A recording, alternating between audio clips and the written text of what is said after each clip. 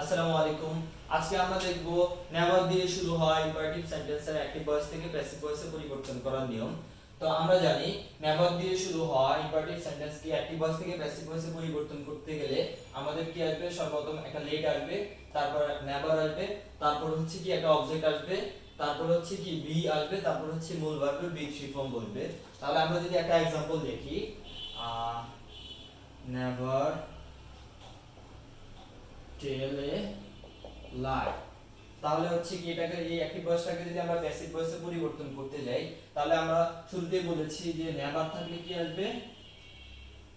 Late never আসবে, let plus হচ্ছে never আসবে, তাহলে লেট নেভার, তারপরে কি আসবে? অবজেক্ট আসবে, তাহলে এখানে অবজেক্ট হচ্ছে কি? এ লাই, তাহলে লেট নেভার এ লাই, তারপরে একটা কি আসবে? বি আসবে, তারপর হচ্ছে কি? মূল ভার্বের বি থ্রি ফর্ম, টেলের বি থ্রি ফর্ম হচ্ছে কি? টোল্ড, টেলের বি থ্রি ফর্ম হচ্ছে টোল্ড। তাহলে আমাদের সেন্টেন্সটা দাঁড়ায় let never a lie be told. আমরা যদি আরেকটা एग्जांपल দেখি,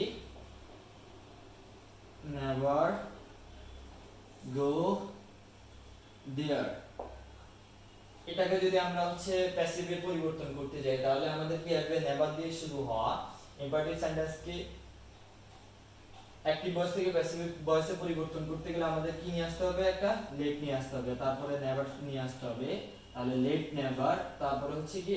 অবজেক্ট নিয়ে আসতে হবে, তাহলে লেট নেভার দেয়ার, তারপরে কি আসবে? একটা বি আসবে, বি, তারপরে হচ্ছে মূল ভার্বে কি আসবে?